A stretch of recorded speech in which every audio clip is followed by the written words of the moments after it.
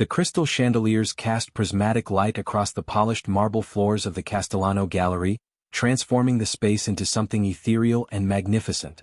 Aria Castellano moved through the crowded room with practiced grace, her emerald dress catching the light as she navigated between clusters of wealthy patrons who had gathered for the charity auction.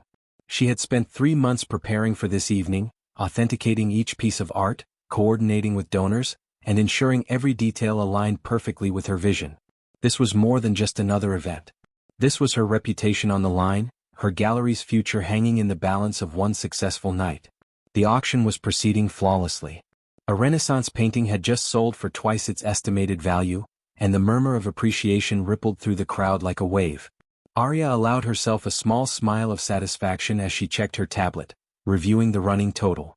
The charity would receive a substantial donation, and her gallery would cement its position as the premier art house in the city. Everything was perfect, exactly as she had planned. Then the doors opened and the temperature in the room seemed to drop. Viktor Volkov entered like a shadow falling across sunlight. He was tall, broad-shouldered, with sharp features that looked carved from marble and ice-blue eyes that seemed to assess and dismiss everything they touched. His charcoal suit was impeccably tailored, probably worth more than most people earned in a year, and he moved with the quiet confidence of a predator who had never encountered anything it couldn't dominate. Behind him walked 6 men in dark suits, their expressions blank, their eyes constantly scanning the room with professional wariness. Aria felt her stomach tighten with unease. She knew who Viktor Volkov was. Everyone in the city knew. He was the head of the Volkov crime family, a man whispered about in nervous tones, a name that made hardened businessmen go pale. He had no invitation to this event. He had no business being here. And yet he walked through her gallery as though he owned it, his presence commanding immediate attention from everyone present. The conversation in the room didn't stop exactly, but it shifted. People turned, their chatter becoming forced and artificial as they tried to pretend they weren't watching the notorious crime boss examine the art on display. Aria set down her tablet and moved to intercept him, her jaw set with determination. This was her gallery, her event, and she would not allow anyone, no matter how dangerous their reputation, to disrupt what she had worked so hard to create. She reached Viktor just as he paused before a modernist sculpture. His head tilted slightly as he studied it with an expression that might have been appreciation or might have been complete indifference. Up close, he was even more intimidating than she had imagined. He radiated a kind of cold authority that made her instincts scream at her to back away, to find someone else to handle this situation. But Aria had never been good at listening to the voice of caution.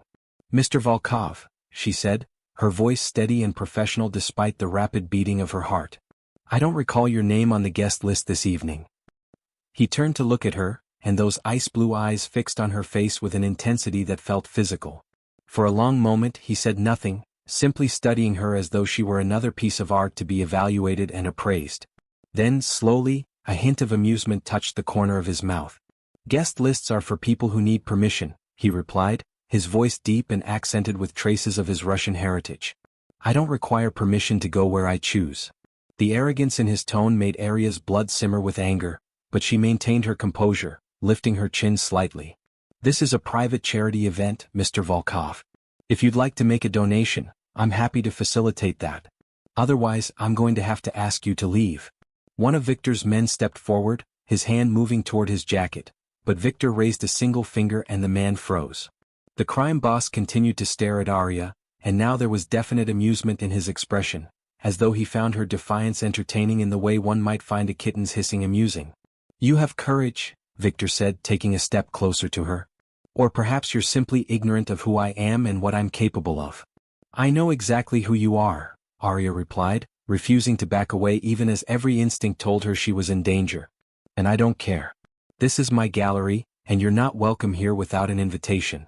Viktor's smile widened slightly, though it didn't reach his eyes. "Your gallery? How interesting.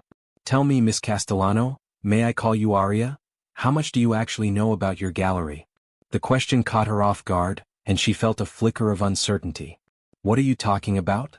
"Your business partner, Mr. Raymond Torres. Do you know where he is right now?" Aria frowned. Raymond had called in sick that morning, claiming a stomach bug would keep him home for the day. It was inconvenient timing but hardly suspicious. "He's ill. Not that it's any of your business."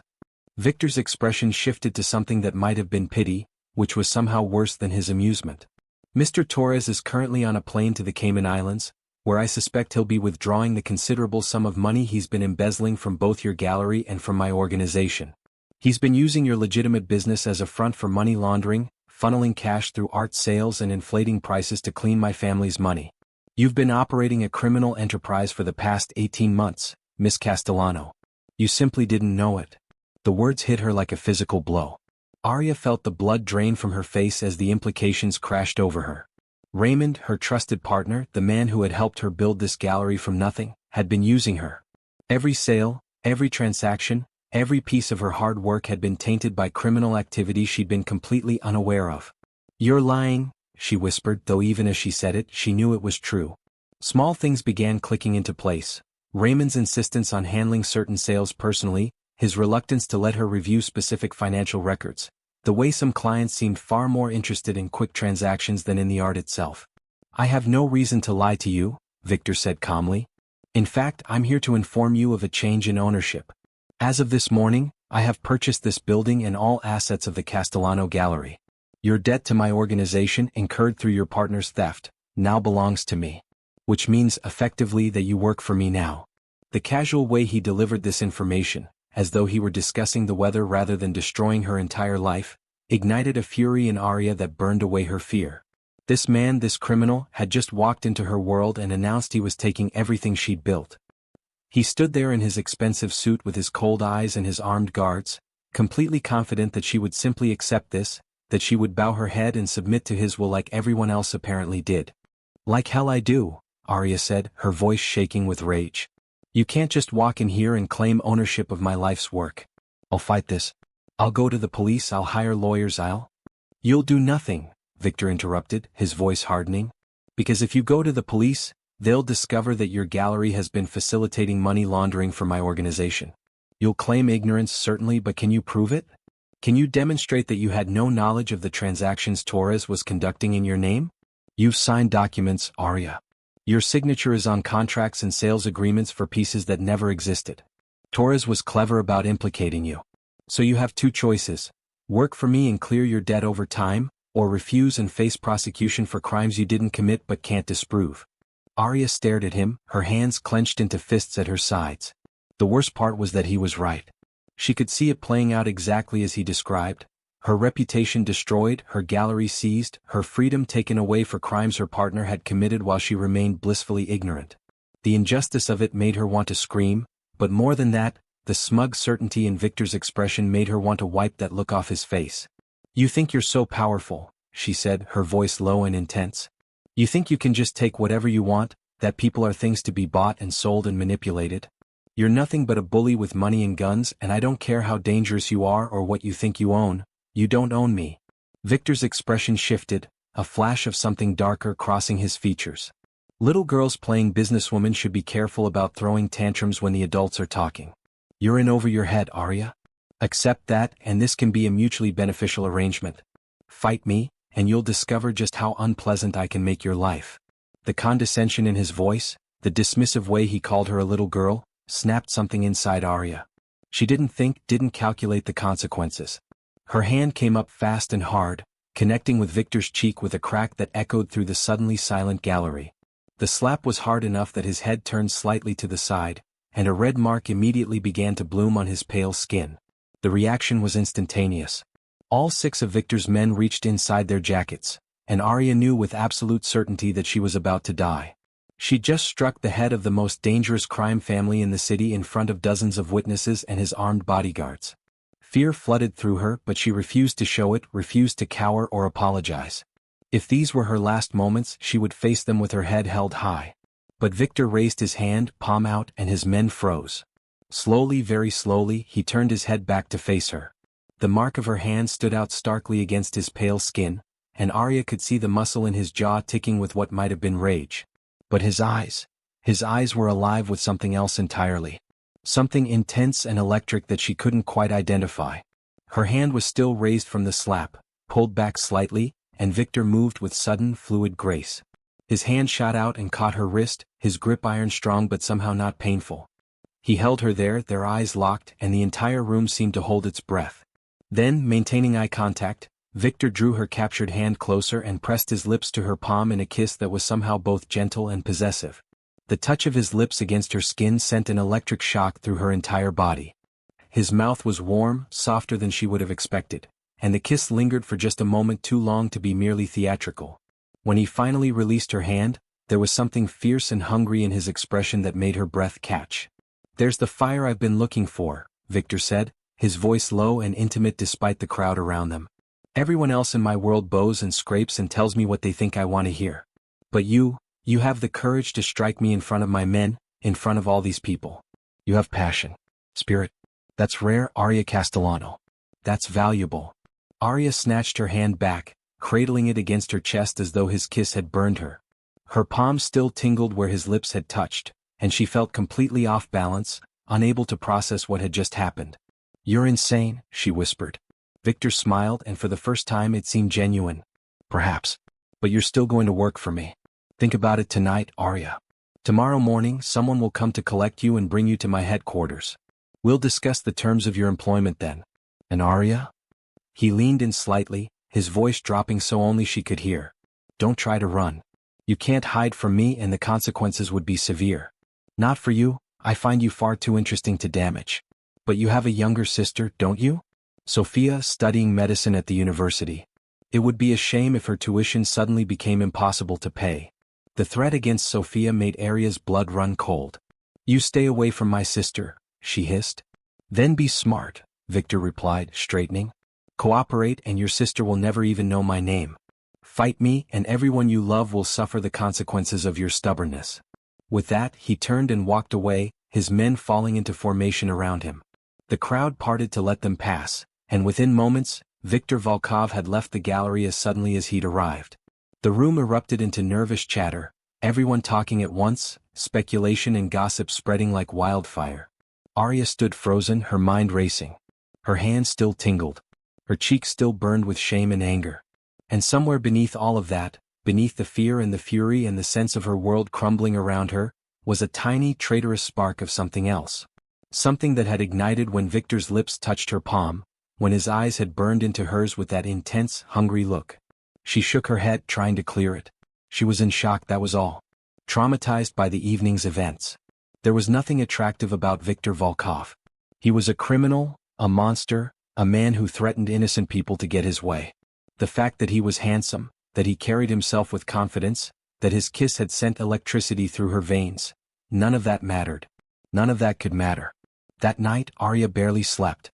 She spent hours researching Viktor Volkov, finding precious little concrete information but plenty of rumors.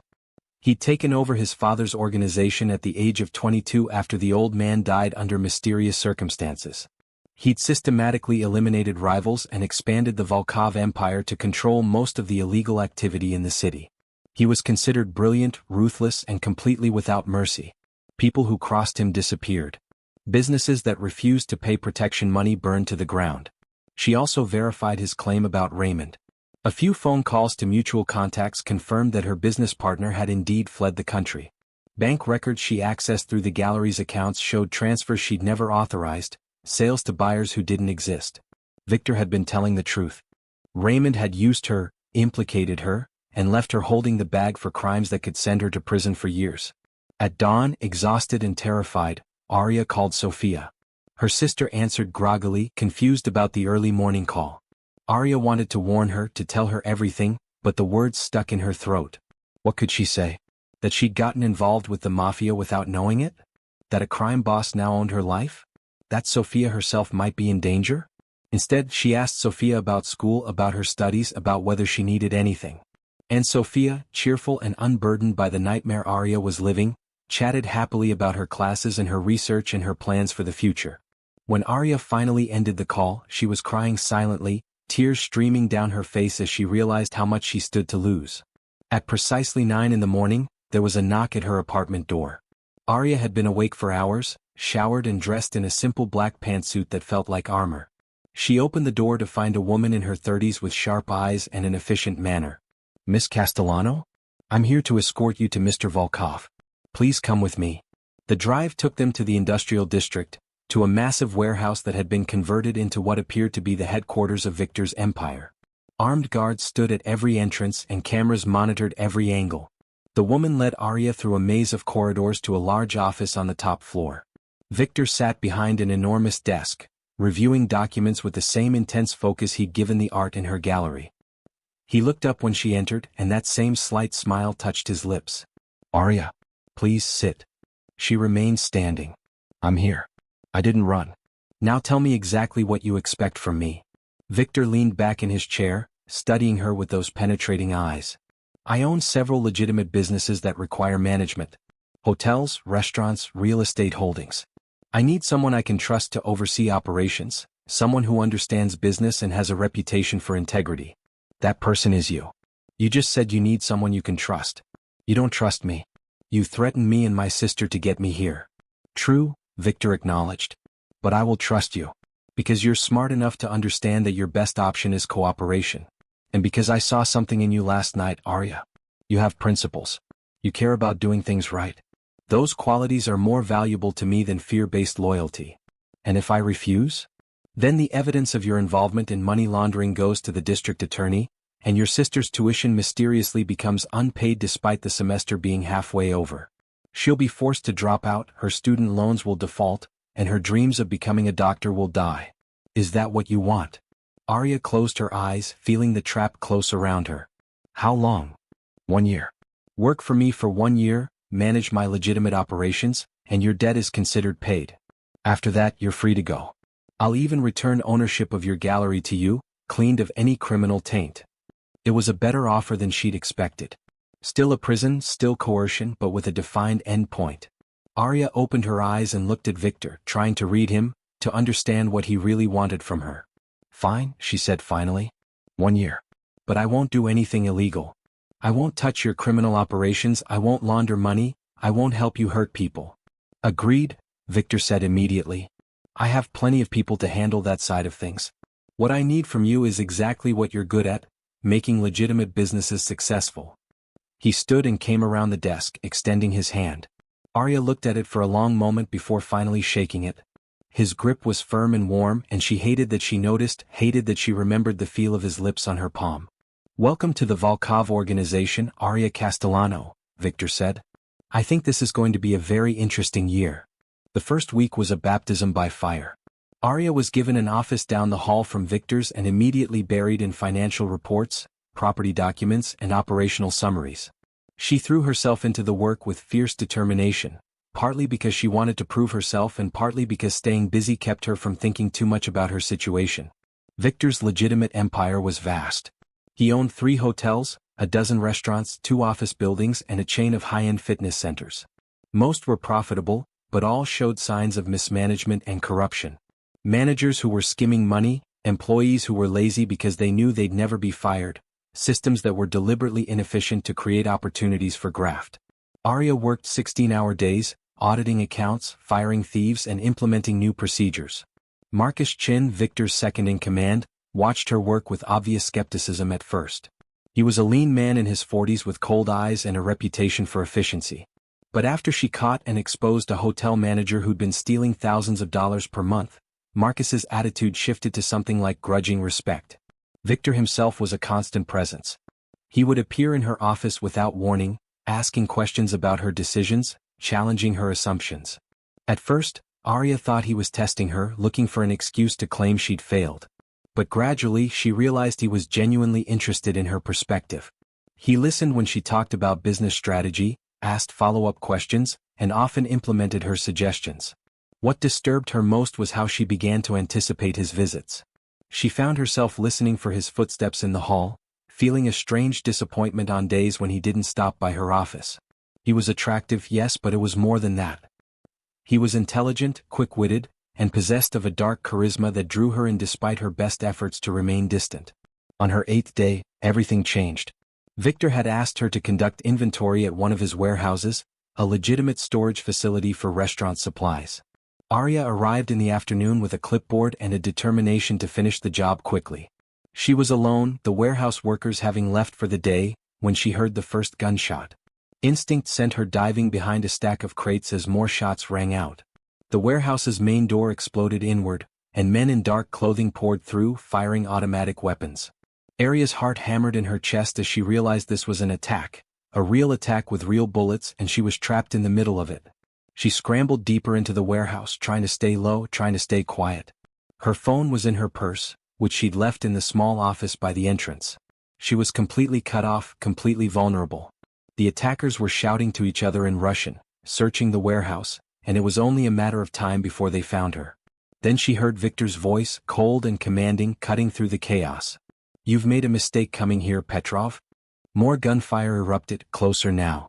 Aria pressed herself against the concrete floor, her hands over her head, praying silently. The firefight seemed to last forever, though it was probably only minutes. When the shooting finally stopped, she heard footsteps approaching her hiding spot, and she tensed, preparing to run or fight or whatever futile resistance she could manage. "Aria." Viktor's voice, harsh and urgent. "Aria, where are you?" She emerged from behind the crates on shaking legs. Viktor stood 15 feet away, his suit torn and blood-stained, his gun still in his hand. His eyes swept over her, checking for injuries, and some of the tension left his face when he confirmed she was unharmed. "Are you hurt?" he demanded. "No, I'm Viktor, behind you." One of the attackers had risen from where he'd fallen, raising his weapon toward Viktor's back. Without thinking, Aria screamed the warning. Viktor spun, but he wasn't fast enough. The man fired, and Viktor staggered as the bullet caught him high in the shoulder. Marcus appeared from somewhere, his own weapon barking 3 times, and the attacker fell and didn't move again. But Aria's eyes were locked on Viktor, who had dropped to one knee, his hand pressed to his shoulder where blood was spreading across his white shirt. She ran to him, her earlier fear forgotten in the face of his injury.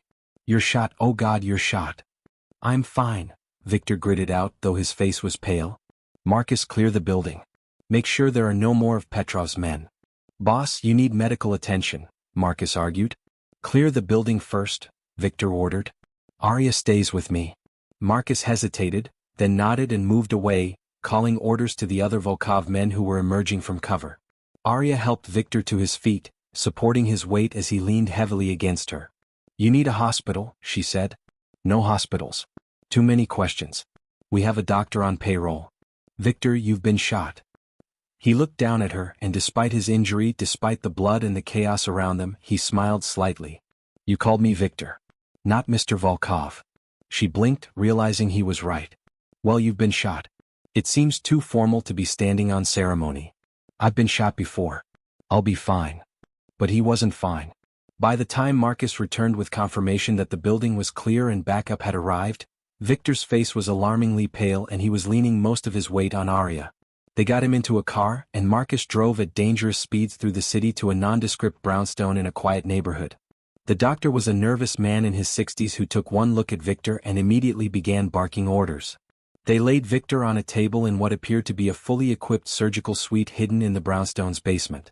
The doctor began cutting away Viktor's shirt, revealing the bullet wound in his shoulder and the blood that had soaked down his entire left side.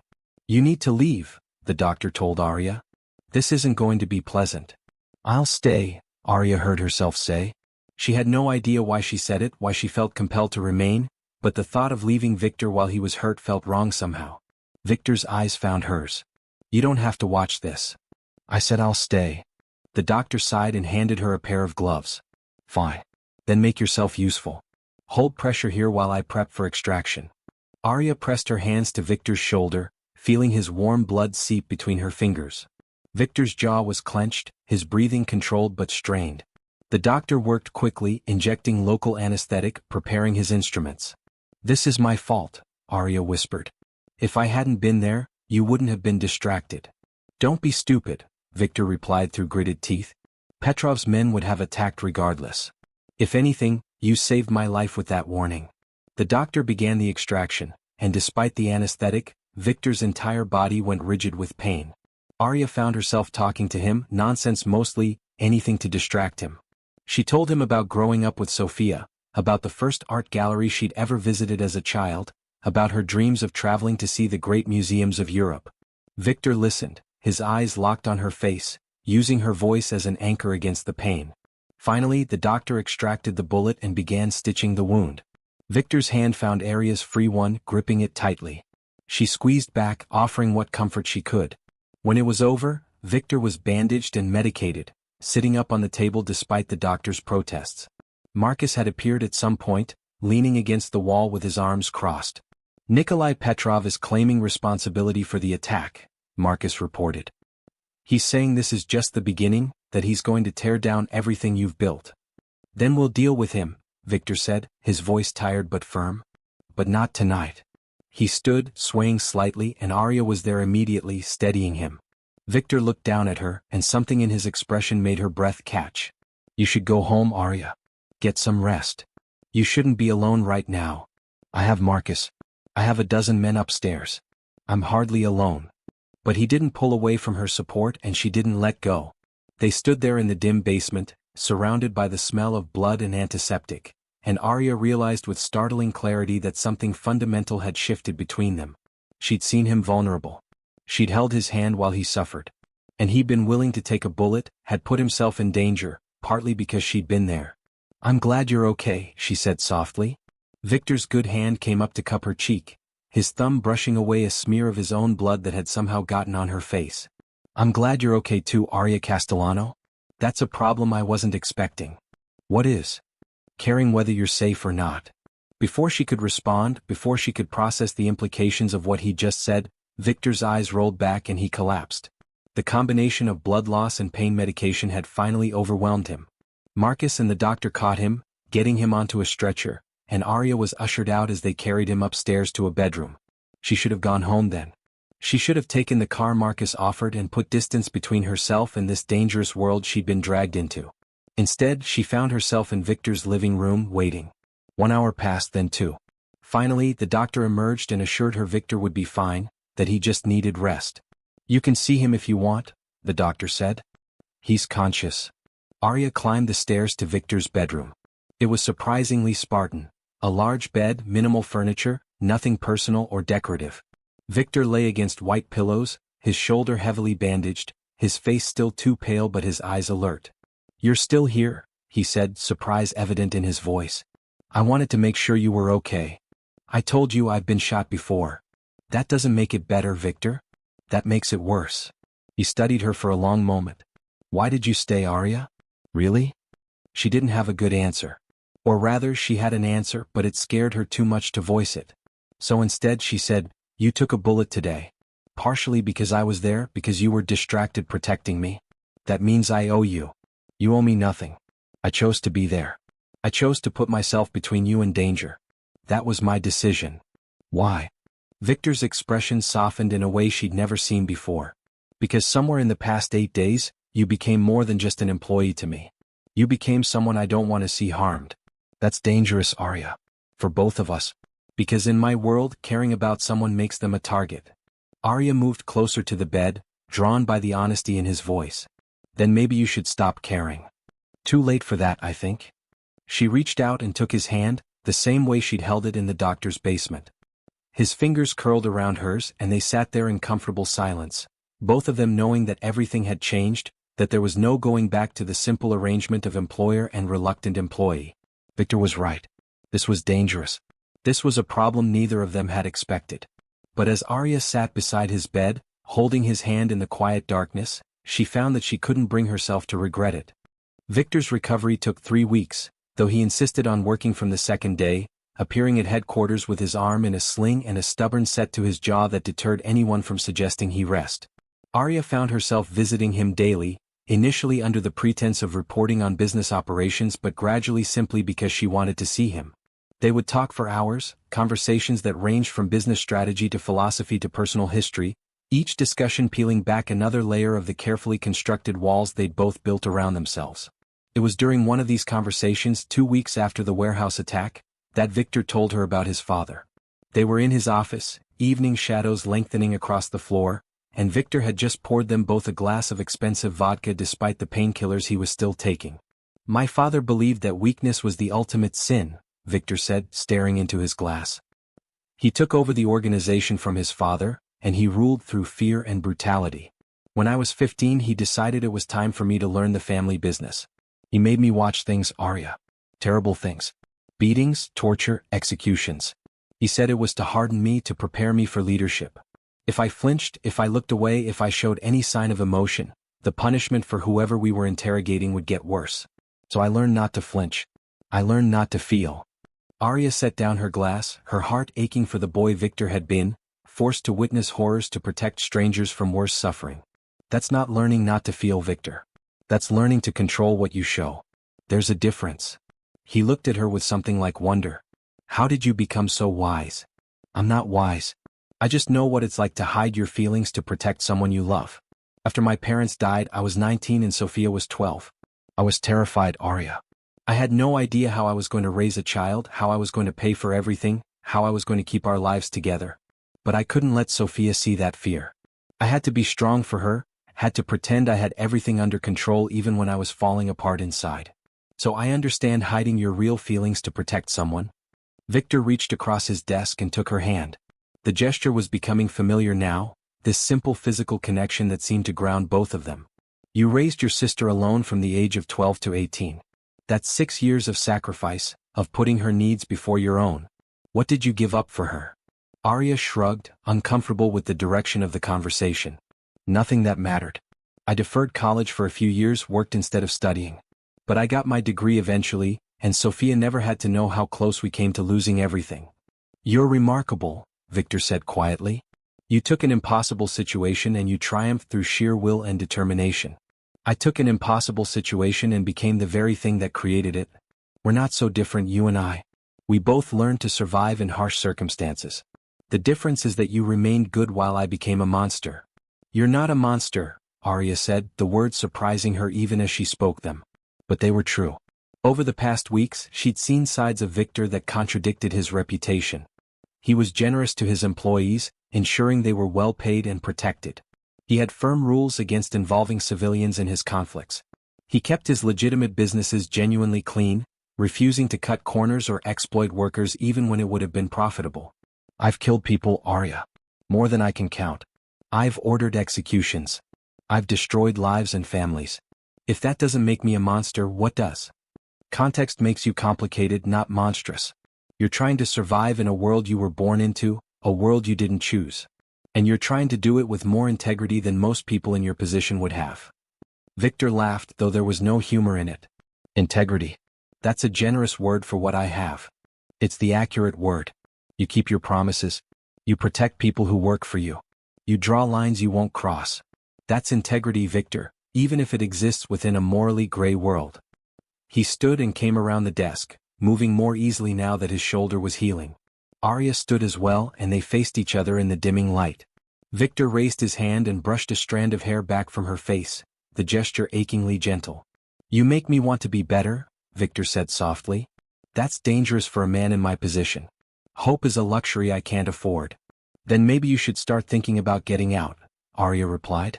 You don't have to do this forever, Viktor. You could transition to legitimate business, leave the criminal world behind. It's not that simple. There are people who depend on me for protection, for income. There are enemies who would see any retreat as weakness and attack. And there are parts of my organization that won't accept change. Then you start small. You gradually shift resources, you build up your legitimate operations until they're more profitable than the illegal ones. You give people options, time to adjust. It's not impossible, Viktor. It just takes planning and patience. He smiled, truly smiled, and Aria felt her heart skip. You've been thinking about this. About how I could go legitimate. Maybe, she admitted. You're not stupid, Viktor. You're brilliant at business, at strategy, at managing people. All those skills would translate to the legal world. You could be just as successful without the violence and the constant danger. And would you help me? If I decided to try this impossible thing, would you stay beyond your year and help me build something better? The question hung between them, weighted with implications that went far beyond business. Aria knew she should say no, should maintain her boundaries, should remember that this man had coerced her into working for him through threats.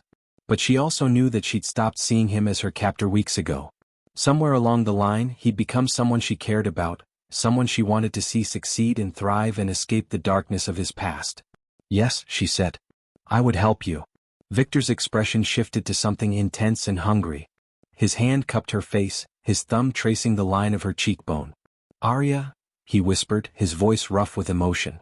I'm falling for you. I've been trying to maintain distance, but I'm failing spectacularly. You've gotten under my skin, into my head, and I can't stop thinking about you. Aria's breath caught. She should pull away, should maintain professional distance. should protect herself from the complications of falling for a man like Viktor Volkov.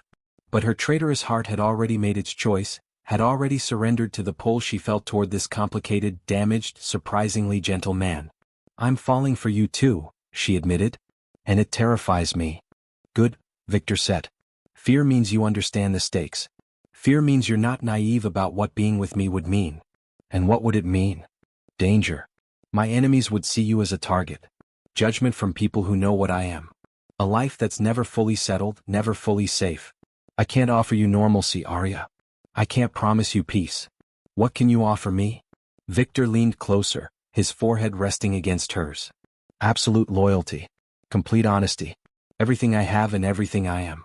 Protection, devotion, a partnership where your voice matters as much as mine.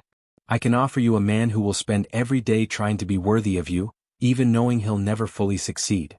"Viktor, I know this is fast. I know we've only known each other for a few weeks. But in my world you learn to recognize important things quickly. And you, Aria Castellano, are the most important thing that's ever happened to me." She kissed him.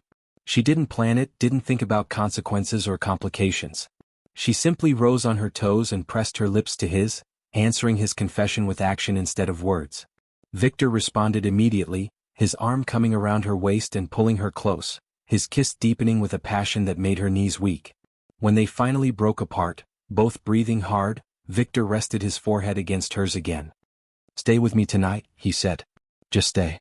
I want to fall asleep with you in my arms and wake up knowing you're safe." Aria stayed. They didn't make love. Viktor's shoulder was still healing, and both of them seemed to understand that they needed to build their foundation slowly. Instead, they lay together in Viktor's bed, talking until the early hours of the morning, sharing stories and dreams and fears. Aria fell asleep with Viktor's good arm wrapped around her, feeling safer than she had in months despite being in the home of one of the city's most dangerous men. The next 3 months transformed both of them.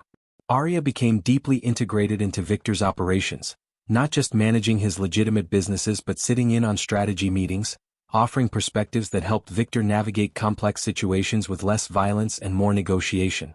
She proved invaluable, her outsider's view helping Viktor see solutions he would have missed.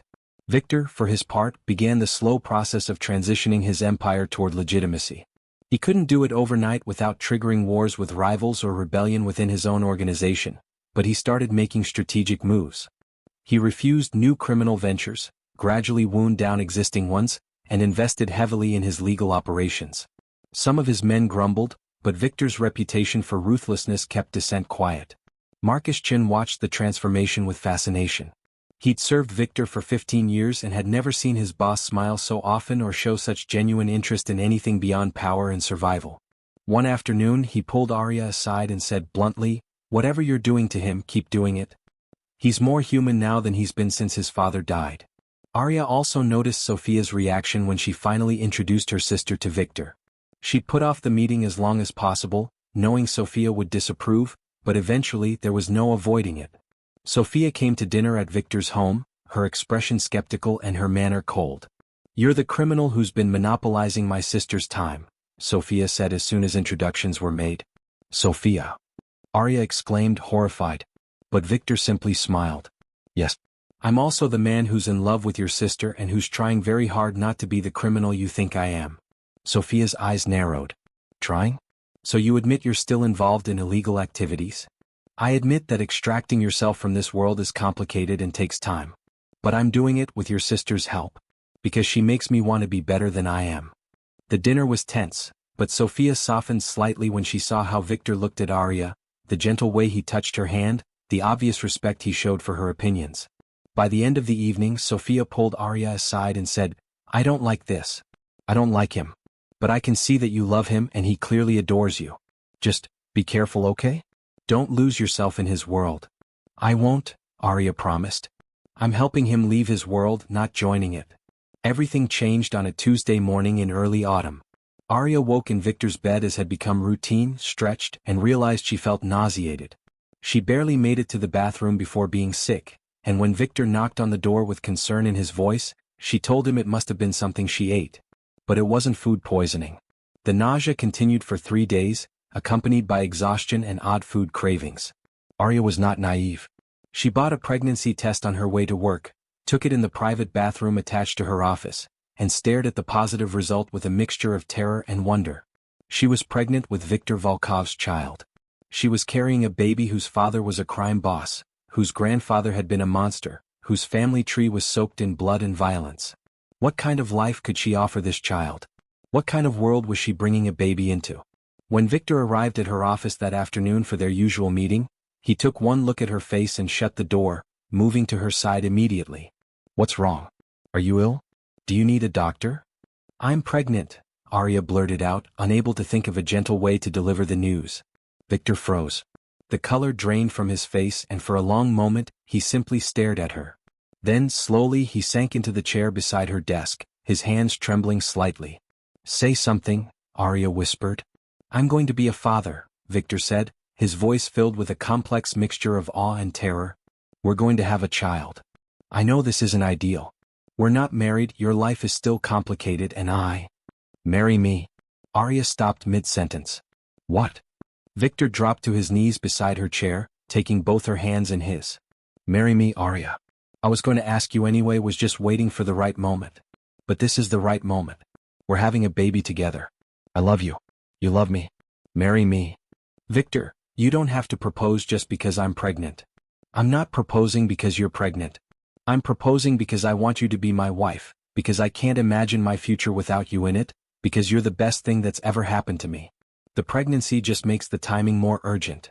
Aria looked at him, this dangerous man on his knees before her, his eyes bright with unshed tears, his hands gentle around hers. She thought about all the reasons she should say no, all the complications and dangers and uncertainties. But she also thought about the past months, about how he'd changed, about how he made her feel safe and cherished and valued. She thought about the future he was trying to build, the better man he was becoming. "Yes," she said. "Yes, I'll marry you." Viktor surged to his feet and kissed her with a passion that took her breath away. When they finally broke apart, he was laughing, actually laughing with pure joy. "I'm going to be a husband. I'm going to be a father. Aria, I don't know how to be either of those things." "Then we'll figure it out together," she said. "Just like we figured out everything else." But their happiness was short-lived. The next day, Marcus burst into Viktor's office where he and Aria were reviewing wedding plans. His face was grim. "We have a problem. Nikolai Petrov has Sofia." The world tilted. Aria felt Viktor's arm come around her, steadying her as Marcus continued speaking. Petrov, Viktor's rival who had attacked the warehouse months ago, had been quietly building his forces. He discovered Viktor's relationship with Aria and had been watching them both. When he saw Sofia leaving her apartment that morning, he'd seen an opportunity for revenge. "He's demanding you come to his estate alone," Marcus said. "No weapons, no backup. He says if you don't appear within 3 hours, he'll start sending pieces of the girl back to us." "It's a trap," Aria said, her voice shaking. "He'll kill you the moment you walk through the door." "Probably," Viktor agreed calmly. "But he has your sister, so I don't have a choice." "There's always a choice. Let me call the police, let me." "The police can't help us, Aria. This is my world and these are my rules. I got you involved in this, which means I got Sofia involved. This is my responsibility to fix. She's my sister. And she's carrying my child's aunt. You think I'm going to let Petrov hurt her? I'll tear his organization apart brick by brick if I have to." Marcus cleared his throat. "I have a plan, boss. It's risky, but it might work." For the next 2 hours they strategized. Viktor would go to Petrov's estate as demanded, but he wouldn't be alone. Marcus would position snipers in the surrounding buildings. Aria would monitor communications from a van nearby, ready to call in additional forces if needed. It was dangerous, likely to result in bloodshed, but it was the only chance they had. Aria wanted to go in with Viktor, but he absolutely refused. "You're pregnant," he said firmly. "You're carrying our child. I won't risk you both. And I won't risk losing you." Viktor cupped her face in his hands, his expression intense. "Aria, listen to me. If something goes wrong, if I don't make it out, Marcus will protect you and Sofia. I've made arrangements. You'll be taken care of, the baby will be taken care of. Promise me you'll let Marcus keep you safe. Don't you dare talk like you're not coming back," Aria said fiercely.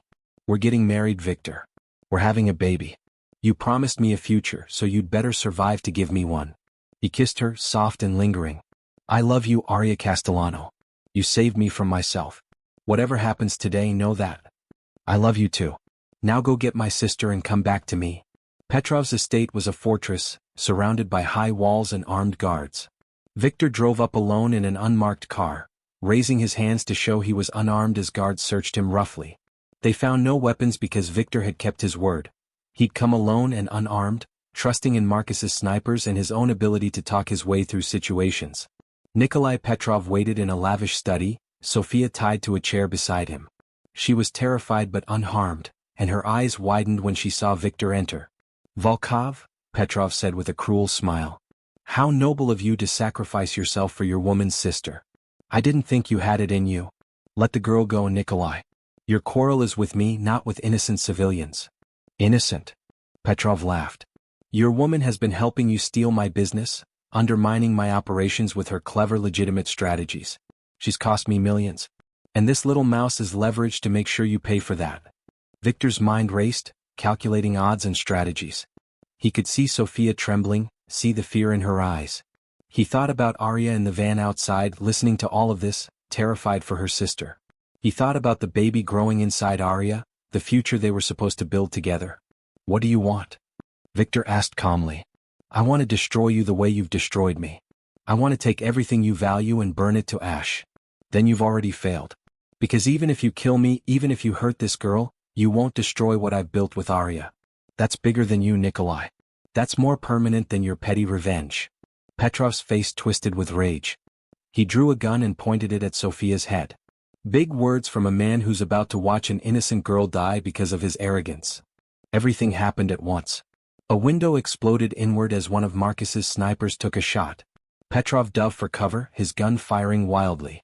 Viktor rushed Sofia's chair, toppling it backward to get her out of the line of fire. More windows shattered as additional snipers fired, and then Marcus and his team were pouring through the doors, weapons drawn. The firefight was brutal but brief. Petrov's men were unprepared for an assault of this magnitude, and Marcus's team had trained for exactly this kind of extraction. Viktor untied Sofia with shaking hands, checking her for injuries even as bullets flew overhead. "Are you hurt?" he demanded. "No, I'm okay. Viktor, behind you." Petrov had emerged from cover, his gun raised, his face twisted with hatred. "If I can't have victory, I'll have revenge." He fired. Viktor moved to shield Sofia, but he wasn't fast enough. The bullet caught him in the side, spinning him around. He fell, blood blooming across his shirt, and Sofia screamed. Marcus shot Petrov 3 times in the chest. The rival crime boss fell and didn't get up. Marcus rushed to Viktor's side, pressing his hands to the wound. "Get Sofia out of here," Viktor gasped. "Get her to Aria." "Boss, you're hit bad." "I'll be fine. Get Sofia to safety." "That's an order, Marcus." Marcus hesitated, then nodded. He grabbed Sofia and half-carried her from the estate, leaving other men to secure Viktor and get him medical attention. Outside, Aria had heard the gunfire and was trying to climb out of the van despite the agents assigned to keep her safe. When she saw Marcus carrying Sofia, she ran to them. "Sofia. Oh, thank God, are you hurt?" "I'm okay," Sofia sobbed, clinging to her sister. "But Viktor, he was shot, Aria. He pushed me out of the way and took the bullet meant for me." Aria's world contracted to a single point of terror. "Where is he? I need to see him." "He's being extracted now. Our doctor is meeting us at the brownstone. Aria, he saved my life. He stepped between me and a bullet without hesitation." The drive to the brownstone was the longest of Aria's life. She held Sofia close, both of them silent, both terrified. When they arrived, Viktor was already on the surgical table, the doctor working frantically. The wound was serious, a through-and-through that had narrowly missed vital organs but caused significant blood loss. Aria stayed by Viktor's side through the entire surgery, holding his hand, talking to him even when he was unconscious. She told him about the baby, about their future, about all the reasons he had to fight and survive. Sofia stood in the corner, wrapped in a blanket, watching the man she'd dismissed as a criminal save her life and possibly lose his own in the process. Hours later, the doctor finally stepped back, exhausted but relieved. "He'll live. The wound was serious, but he's strong and he's fought through worse. He needs rest and time to heal, but he should make a full recovery." Aria burst into tears of relief. Sofia came to her side and wrapped her arms around her sister as they both cried, releasing the terror and stress of the day. When Viktor finally woke, groggy from medication, his eyes immediately sought Aria. "Sofia?" he asked, his voice rough. "Safe," Aria assured him. She's right here, completely unharmed thanks to you. Sophia stepped forward, tears streaming down her face. Thank you, she said simply. You didn't have to risk your life for me, but you did. I'm sorry I judged you so harshly. I'm sorry I couldn't see what my sister saw in you. Viktor managed a weak smile. You were protecting her. I respect that. Will you give us your blessing? When Aria and I get married. Sophia looked at her sister, saw the love shining in her eyes as she gazed at Viktor, and nodded. Yes, you have my blessing. Just don't die and leave her alone, okay? She's been through enough abandonment in her life. I promise, Viktor said. I'm not going anywhere. The wedding took place 2 weeks later in a small, private ceremony. Viktor was still recovering, his side bandaged beneath his tailored suit, but he refused to wait any longer. They were married in the garden of his estate, with only a handful of people present. Marcus, Sophia, Viktor's most trusted associates, and the priest who had known Viktor since childhood and agreed to perform the ceremony despite knowing exactly what the groom did for a living. Aria wore a simple ivory dress, elegant and understated, with wildflowers in her hair. She'd never imagined her wedding would be like this, small and secret, marrying a man whose last name was synonymous with organized crime. But as she walked toward Viktor and saw the love in his eyes, the reverence in his expression, she knew this was exactly where she was meant to be. Viktor's vows were simple and powerful. I was a man who lived in darkness until you brought light into my world. I was a man who trusted no one until you proved yourself worthy of everything I had to give. I promised to protect you, to cherish you, to build a better future for you and our child. I promise to become the man you believe I can be. I may stumble, I may fail sometimes, but I will never stop trying. You are my redemption, Aria. You are my salvation. And I will love you until my last breath. Aria's own vows were equally heartfelt. I came into your life angry and afraid, seeing only the monster everyone told me you were. But you showed me the man beneath the reputation, the good heart hiding behind necessary walls. You've proven that people can change, that circumstances don't define us, that love can transform even the darkest situations into something beautiful. I promise to stand beside you as you build a better life. I promise to believe in you even when you doubt yourself. I promise to love you not despite who you are, but because of everything you are and everything you're becoming. You are my partner, my love, my future. And I will love you forever. When the priest pronounced them husband and wife, Viktor kissed her with a tenderness that made several of his hardened associates wipe at their eyes. The reception was small but joyful, full of laughter and hope. Even Sophia seemed happy, dancing with Marcus and teasing him about his terrible rhythm. Late that night, Viktor and Aria stood on the balcony of their bedroom, looking out at the stars. Viktor's arms were wrapped around his wife, his hands resting gently on her still flat stomach where their baby grew. Are you happy? He asked softly. Incredibly, Aria replied. Are you? More than I ever thought possible. I spent so many years believing happiness was something other people experienced, something I didn't deserve. And then you slapped me in a gallery and turned my entire world upside down. Aria laughed. Best slap I ever delivered. Best slap I ever received. Viktor turned her in his arms so they were facing each other. I have something for you. A wedding gift. He handed her a small key. Aria looked at it, confused. What's this? The key to my private safe. Inside are all my financial records, all my secrets, everything that could destroy me if it fell into the wrong hands. I'm giving it to you, Aria. I'm trusting you with everything I am and everything I have. That's what trust means to me. That's what marriage means to me. Aria stared at the key, overwhelmed by the magnitude of what he was offering. Viktor, this is everything. I know. That's the point. You hold my life in your hands now. I trust you with it completely. She closed her hand around the key and kissed him, pouring all her love and gratitude and hope into that kiss. They had come so far from that first confrontational meeting. They had built something real and true out of coercion and conflict. And now they had a future stretching before them, full of possibility and promise. Whatever challenges lay ahead, and Aria knew there would be many, they would face them together. As husband and wife. As partners in every sense of the word. As two people who had found in each other exactly what they needed to become better than they'd ever been alone. The first year of their marriage was a study in transformation. Viktor accelerated his transition away from criminal enterprises, using the strategies Aria had helped him develop to gradually shift resources into legitimate businesses. It wasn't easy. Some of his father's old associates resisted the changes, grumbling about Viktor going soft, about his wife's influence weakening him. But Viktor had lost none of his strategic brilliance or his ability to command loyalty through a combination of respect and controlled fear. Those who couldn't accept the new direction were given generous severance packages and encouraged to find opportunities elsewhere. Those who actively fought the changes found themselves facing the same ruthless efficiency Viktor had always been known for, just directed toward different ends. Aria's pregnancy progressed smoothly. She continued working through her second trimester, managing Viktor's expanding portfolio of hotels and restaurants with the same fierce competence she'd brought to her own gallery. The businesses flourished under her oversight, proving that legitimate success was not only possible but potentially more profitable than criminal enterprises when managed correctly. Viktor watched her work with obvious pride and admiration, often telling her that she was the best investment he'd ever made. By the time Aria entered her third trimester, Viktor had successfully legitimized nearly 70% of his operations.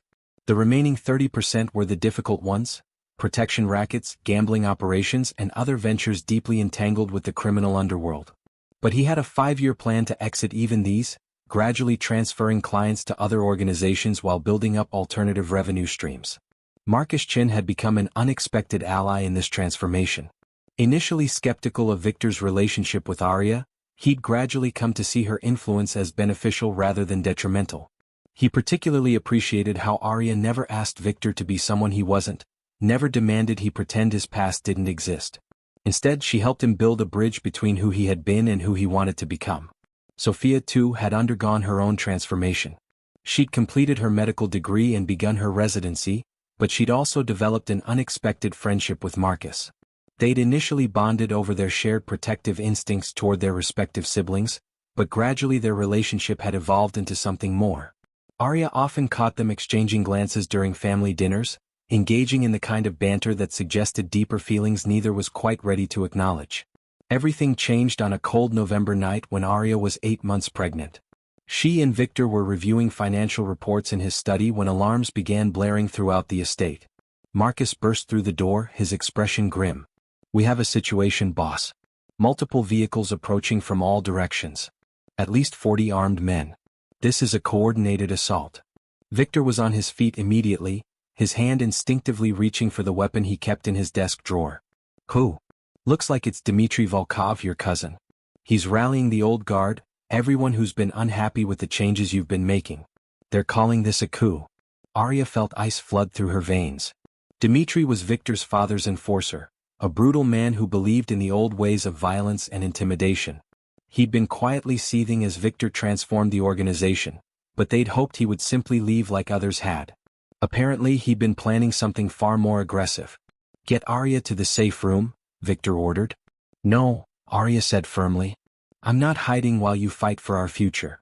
You're 8 months pregnant, Aria. I need you safe. Please." There was such raw fear in his voice that Aria relented. Marcus escorted her quickly through hidden corridors to a fortified room deep in the estate's basement. It was equipped with monitors showing feeds from security cameras throughout the property, communications equipment, and enough supplies to survive a prolonged siege. "Stay here," Marcus said. "No matter what you hear, no matter what you see on those monitors, you stay in this room until either Viktor or I come to get you." "Understood." "Marcus, please bring him back to me. Bring both of you back." Marcus squeezed her shoulder gently. "I've been keeping Viktor alive for 15 years. I'm not about to stop now." He left, sealing the heavy door behind him. Aria sank into a chair in front of the monitors, her hands protectively cradling her pregnant belly as she watched the assault unfold on the screens. Dimitri's forces had surrounded the estate, cutting off escape routes. They vastly outnumbered Viktor's men, and they'd clearly been planning this for months. But they had underestimated Viktor's strategic mind and Marcus's tactical expertise. As Aria watched, Viktor's men executed a defense that was masterful in its efficiency. They used the estate's architecture to create choke points, employed superior positioning to neutralize numerical disadvantages, and demonstrated a level of coordination that spoke to excellent training and unwavering loyalty. Viktor himself moved through the chaos with lethal precision. Aria watched on the monitors as her husband, brilliant, thoughtful Viktor, who discussed philosophy with her over breakfast and read parenting books in preparation for their baby's arrival, became the dangerous crime boss everyone feared. He was magnificent and terrifying in equal measure, his every movement calculated, his commands clear and decisive. The siege lasted 3 hours.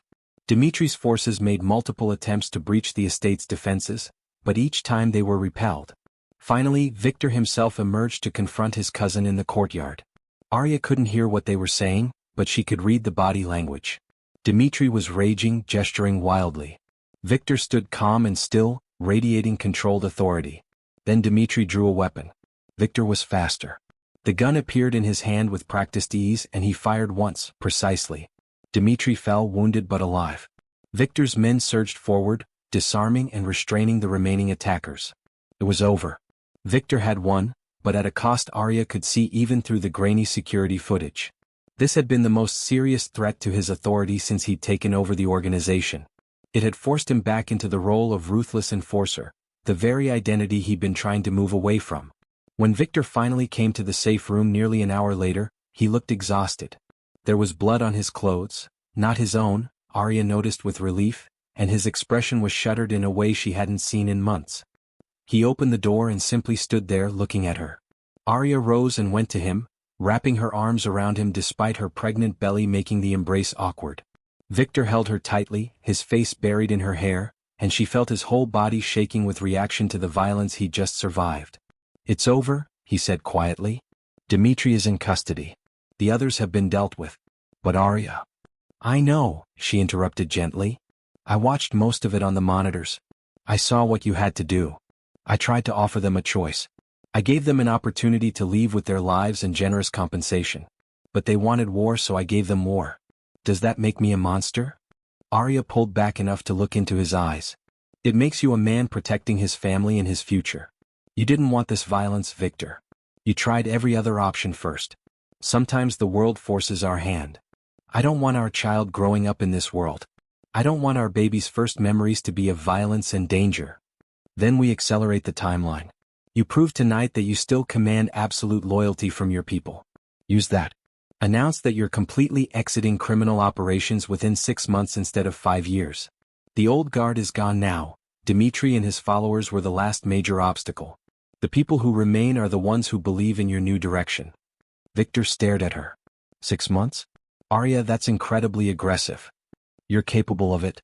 You have the infrastructure in place, you have the resources. What you've been lacking is the political will to make a clean break. Tonight gave you that.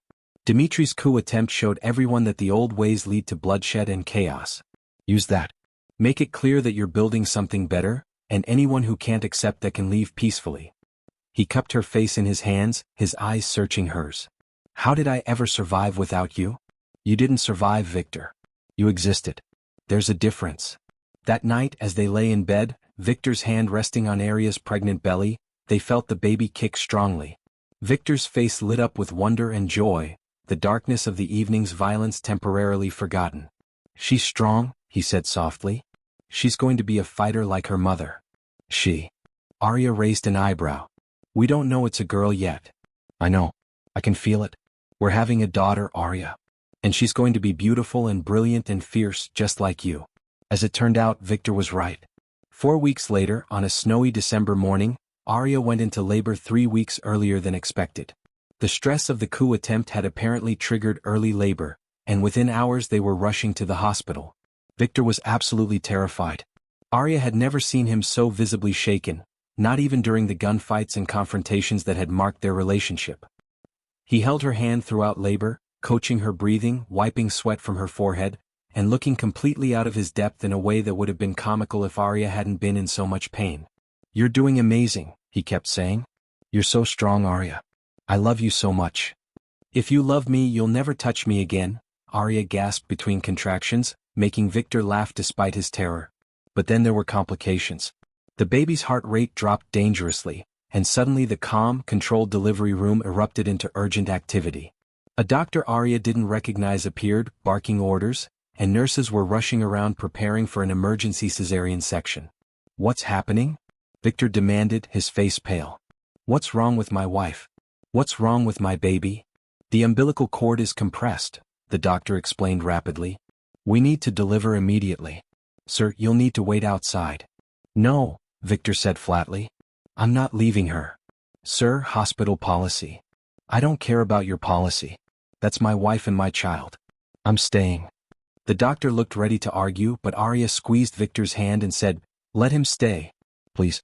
I need him with me." They wheeled her into surgery, Viktor by her side, both of them terrified but trying to be strong for each other. The procedure was quick and efficient, the surgical team working with practiced precision. And then, suddenly, there was a sound that made both Viktor and Aria burst into tears, a baby's strong, healthy cry. "It's a girl," the doctor announced, holding up a tiny, squalling infant. "Small but healthy. Congratulations." They placed the baby on Aria's chest for a moment before taking her to be cleaned and checked. Aria looked down at her daughter's tiny face, saw features that were a perfect blend of herself and Viktor, and felt a love so profound it hurt. Viktor stared at his daughter with an expression of absolute awe. His hands were shaking as he gently touched the baby's tiny fingers. When they finally let him hold her, properly cleaned and wrapped in a soft blanket, he sat in the chair beside Aria's hospital bed with tears streaming down his face. "She's perfect," he whispered. "Aria, she's absolutely perfect." "What should we name her?" Aria asked softly. They debated names for months but had never quite settled on one. Now, looking at their daughter's serene face, Viktor said, "Mila. It means gracious and dear. Because she's a gift I never thought I'd receive, and she's going to grow up surrounded by grace instead of violence." "Mila Volkov," Aria said, testing the name. "It's perfect." In that hospital room, holding their newborn daughter while Aria recovered from surgery, Viktor made a vow. "I'm done, Aria.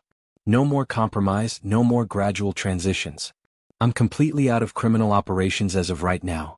Marcus can handle shutting everything down. I don't care if we lose money in the process. I don't care if it makes enemies. Our daughter is not growing up in my father's world. She's growing up in a world we build for her, clean and safe and full of opportunity. Viktor, you don't have to rush." "Yes, I do." I held her, Aria. I looked into her eyes and saw everything good and pure and innocent in the world. I will burn my entire empire to ash before I let that innocence be tainted by what I used to be. And he meant it. Over the next 6 months, while Aria recovered and adjusted to motherhood, Viktor systematically dismantled every illegal operation he controlled. He took financial losses, made enemies and burned bridges. But he didn't care. Every decision was made with one thought in mind: building a future worthy of his daughter. Marcus, now officially the CEO of Volkov Enterprises, helped manage the transition while also navigating his own evolving relationship with Sofia. They'd finally admitted their feelings for each other and begun dating officially, much to everyone's amusement. Sofia joked that her family had a type. Apparently they were both attracted to dangerous men trying to go legitimate. 5 years passed with remarkable speed. Mila grew from an infant into a precocious, energetic 4-year-old with her mother's emerald eyes and her father's sharp intelligence. She had Viktor wrapped around her tiny finger, capable of getting him to agree to tea parties and fairy tales with the same commanding presence he'd once used to intimidate hardened criminals. Viktor had successfully completed his transformation. The Volkov organization was now entirely legitimate, a respected business conglomerate with interests in hospitality, real estate, and technology. Viktor himself had become something of a philanthropist, using his wealth to fund programs for at-risk youth, trying to give kids the opportunities he'd never had. Aria continued to manage several divisions of the company, proving herself just as brilliant in legitimate business as she'd been when first forced into Viktor's world. She'd also reclaimed her beloved gallery, now expanded into a chain of 3 locations showcasing emerging artists and supporting arts education programs. Sofia had completed her residency and was now a successful surgeon. She and Marcus had married 2 years ago in a ceremony that was significantly larger than Viktor and Aria's intimate wedding. They lived in a house down the street from Viktor and Aria, and family dinners were regular, joyous occasions full of laughter and love. On their 7th wedding anniversary, Viktor and Aria stood on the balcony of their home, watching Mila play in the garden below. She was chasing butterflies with the intense focus that characterized everything she did, her laughter carrying on the breeze. "I have news," Aria said softly. Viktor turned to her, eyebrows raised. "Good news or concerning news? That depends on how you feel about being a father again." It took a moment for the meaning to register. Then Viktor's eyes went wide. "You're pregnant." 3 months. "I wanted to wait until I was sure everything was progressing well before I told you." Viktor whooped with joy, spinning Aria around before remembering she was pregnant and setting her down gently. "Another baby. Aria, we're having another baby. Are you happy?" Happy doesn't begin to cover it. Terrified, ecstatic, overwhelmed, all of that and more. He pulled her close, his hand resting on her still flat stomach. Boy or girl? Too early to tell. Does it matter? Not even a little. As long as you're both healthy. He kissed her forehead, then her lips, gentle and reverent. You know what I was thinking about earlier today? What? That first night. When you slapped me in your gallery. I was so angry, and then I caught your hand and saw that fire in your eyes, and something in me just shifted. I knew in that moment that you were going to change my life. I just didn't realize how completely. Aria laughed. I was terrified. I thought you were going to have me killed. I thought about it, Viktor admitted with a grin. For about half a second. Then I decided I'd much rather keep you around and see what else you might do to surprise me. Well, I've certainly kept you surprised over the years. You've kept me human, Aria. You and Mila. You remind me every day that there's more to life than power and control and survival. You've given me love, family, purpose. You took a monster and taught him to be a man. You were never a monster, Viktor. Just a man trapped in monstrous circumstances, waiting for someone to show you a way out. From the garden below, Mila's voice called up, Mama. Papa. Come see. I caught a butterfly. They looked down to see their daughter standing with her hands cupped carefully, her face glowing with triumph. Viktor and Aria exchanged a smile full of shared love and joy, then headed down to see Mila's butterfly. Later that evening, after Mila had been put to bed with her usual 3 stories and innumerable kisses, Viktor and Aria sat in their living room. Sophia and Marcus had come over for dinner, and the 4 of them shared wine and conversation, the easy comfort of family. I have an announcement, Sophia said suddenly. Marcus and I are expecting too. Aria shrieked with delight, hugging her sister tightly. We're going to have babies at the same time. Oh, Sophia, this is wonderful. Our kids are going to grow up together, Marcus said, shaking Viktor's hand. Just like we always wanted. Viktor smiled, looking around at the family they'd built. His wife, beautiful and brilliant and fierce. His sister-in-law and his best friend, happy and in love. His daughter, sleeping peacefully upstairs. And soon 2 new lives joining their family. To family, Viktor said, raising his glass. To family, they all echoed.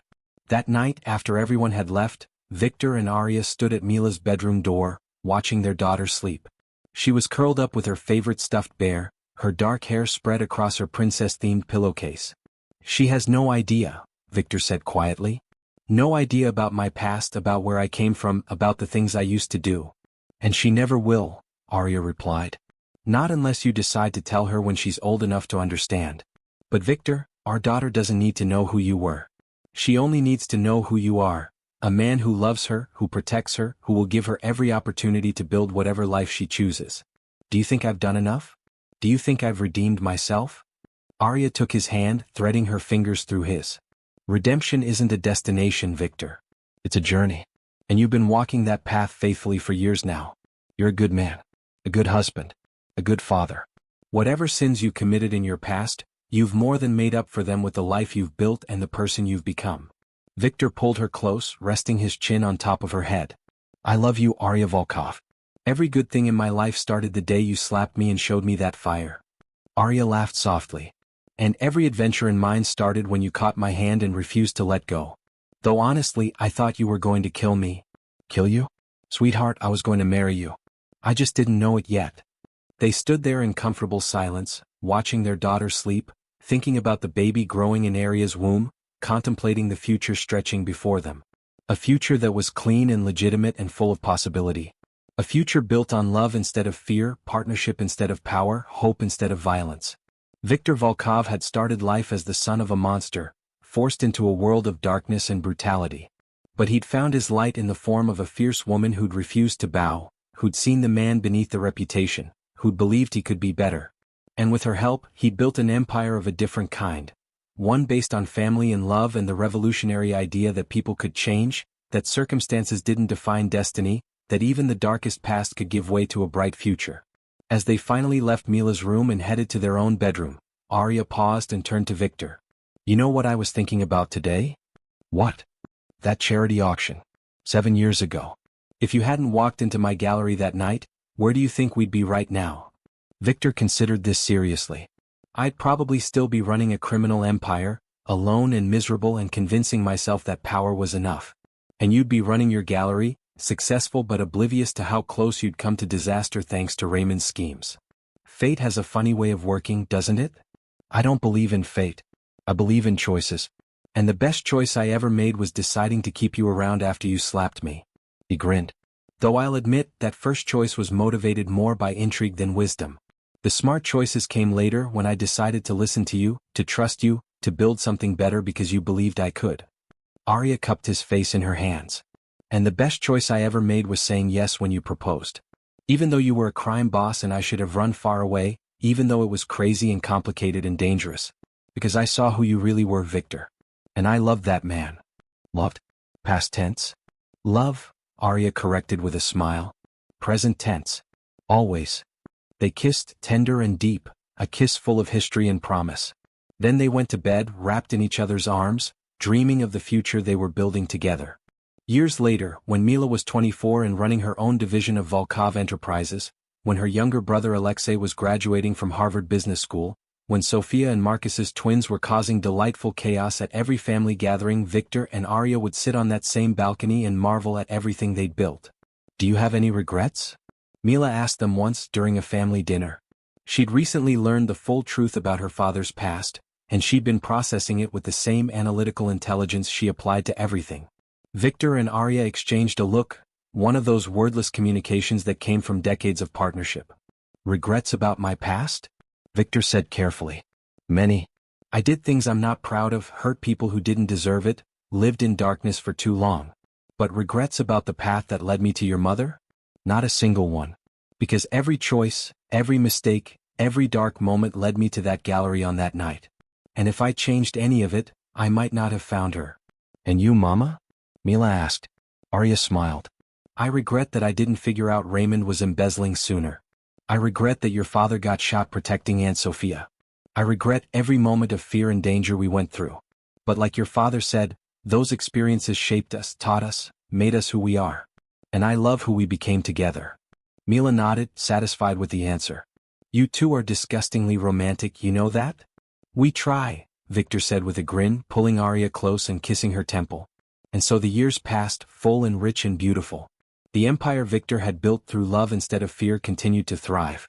The family he'd created with Aria grew and flourished. And the man who had once been the city's most feared crime boss became known instead as a devoted husband, loving father, and generous philanthropist who proved that people could change, that redemption was possible, that love really could conquer all. On Viktor and Aria's 25th wedding anniversary, their children threw them a surprise party. Friends and family gathered, speeches were made, and embarrassing photos from their early days together were displayed for everyone's amusement. Viktor stood to give a toast, Aria's hand in his as it had been for a quarter century. 25 years ago, he began, a woman walked into my life and slapped me across the face. Best thing that ever happened to me. The crowd laughed. Seriously though, Aria Volkov has been my partner, my conscience, my inspiration, and my greatest love for 25 years. She took a man who lived in darkness and showed him what light looked like. She believed I could be better, and then she helped me become better. Everything good in my life, this family, this company, the person I am today, exists because she loved me when I didn't deserve it and stayed with me while I learned how to deserve it. He turned to face Aria directly, his eyes bright with emotion. You are my heart, Aria. You're my home. And I would slap myself silly if it meant getting to relive every moment of the past 25 years with you. Aria was crying, laughing through her tears. That was terrible, she said. The worst toast I've ever heard. But accurate? Completely accurate. She stood on her toes and kissed him while their family and friends applauded and cheered. Later, when the party had wound down and they were alone on their balcony, the same balcony where they'd stood so many times over the years, Aria leaned against Viktor and sighed with contentment. We did good, didn't we? She said. We did amazing, Viktor replied. We built something real and lasting out of chaos and coercion. We created a family, a legacy that has nothing to do with fear or violence and everything to do with love and partnership. I love you, Viktor Volkov. I love you too, Aria Volkov. Thank you for slapping me. Thank you for staying. Thank you for saving me. Thank you for catching my hand. Thank you for letting me in. Thank you for becoming the man I always knew you could be. They stood there as the sun set, painting the sky in shades of crimson and gold, two people who had found each other in the darkness and built a life in the light. The Mafia boss and the art curator. The monster and the woman who saw the man beneath. The complicated beginning that had become a beautiful forever. Their story wasn't perfect. It wasn't conventional. But it was theirs, hard-won, deeply felt, and absolutely true. And as the stars began to emerge in the darkening sky, Viktor and Aria held each other close and contemplated all the tomorrows still waiting for them, grateful for every moment of the journey that had brought them here.